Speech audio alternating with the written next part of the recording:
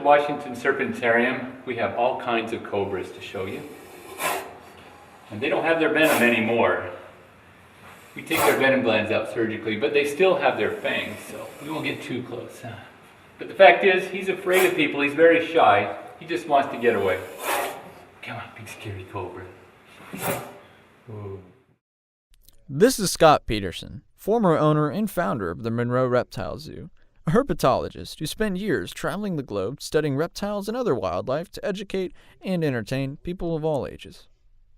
On a rainy Washington day, we at the Clipper Investigates were looking for some good indoor fun and thought what better than to get hands-on with some cold-blooded creatures and even some creepy crawlies. This is Isaac Peterson, son of Reptile Man and current owner. We sat down with Reptile Boy to ask him a little bit about the zoo and its history. He started this whole thing, he started it about 25 years ago. He was a high school biology teacher. He liked teaching, he likes animals. It was just a natural thing. All of a sudden he was in the desert one day and had this idea, this sort of vision come in his mind of him doing a show with a king cobra in front of a big group of kids in a big elementary or high school. So he just quit his job and decided to start doing shows, and so. How many reptiles do you have at the zoo? We have, I'd say, about 175 animals, over 100 different types of animals. So, a lot of these animals, where are they coming from? So many of them are coming from people who just no longer can handle them. They've outgrown their enclosure at home, so we take them in. And then some of the animals we buy from breeders. Some of them we do get imported from other countries. They're not available from people out of their homes because people aren't breeding them. There's not a market for them. So for those ones we do, but in general we like to buy them captive bred, so raised in people's homes. After learning a little bit about the zoo, we were taken on a tour by employee Ross Baker, also known as the Turtle Guy. Is this turtle famous, necessarily? I'm not sure. Not particularly. Most two-headed turtles do not last past a hatchling stage, so this one has done fairly well, and perhaps he'll reach his fame a little later in life. Does it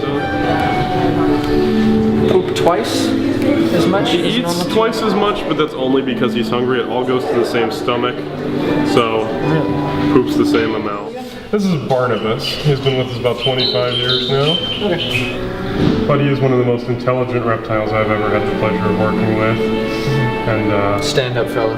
He is a stand-up fella, absolutely. Mm-hmm. Is he at full size? He will continue to grow. Most alligators will grow well into their 30s. They can live over 100 years in captivity. And we're hoping to get him at least 12 feet long. Where is he from? This guy, I don't remember where this one exactly is from, but they are found in the southeastern U.S. and we get a lot of them given to us as owners relinquish their pets and are very unsuitable pet for most, especially at this size. Do they play well with other pets, like dogs or cats? Generally only once. Yeah.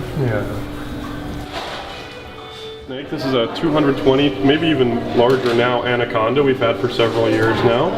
She's about 18 feet long. And this is a female. She last had about 37 babies in 2007. These guys do give live birth. There's a very fascinating creature, certainly. So they don't actually make eggs?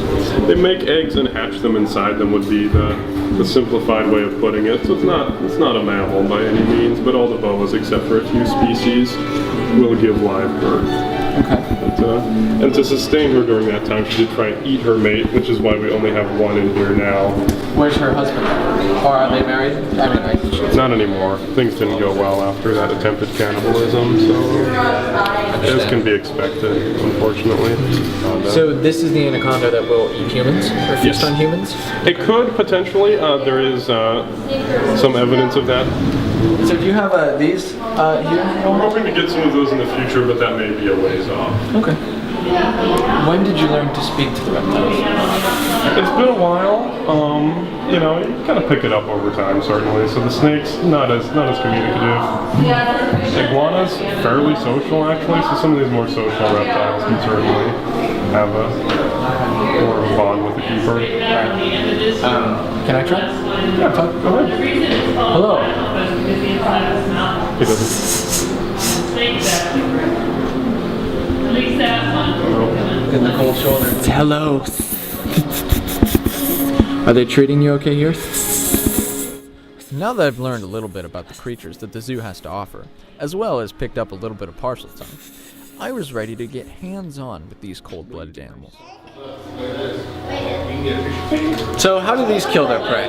These ones are constrictors. They will squeeze their prey. They'll grab it with in their mouth and then wrap around it, squeezing until it can no longer breathe. So would you recommend having it around like as a neck piece necessarily? They can do fairly well as long as they don't smell rodents. This thing isn't gonna bite me? No, these guys are actually very friendly. They're a very common pet. This is a Mexican red-leg tarantula. And what they do if they feel threatened is they'll just flick the hairs off the abdomen. So we'll have to keep an eye on that. But as you can see, he's got plenty of hair on him. He hasn't been flicking too much. Like that? No, that was just him moving. Oh, He's matching your intensity like there. I'll just hold my hands underneath yours at first. Okay. You're doing great. There you go.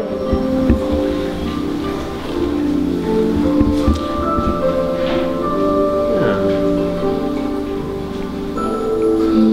he's flicking his hairs. Oh, you'll know when he is. You may feel it. It's almost as if he's still on your hand when you feel him walk to the other one. You can feel that residue, but it's nothing harmful.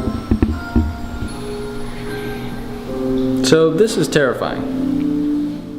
Now that I've calmed down from my fierce encounter with Rochelle, the Mexican red-kneed tarantula, I was able to reflect on the insightful experience I'd had only a few minutes away from home at the Monroe Reptile Zoo. And even though many of these creatures could be antagonists in a nightmare scenario of their own, some just downright are adorable.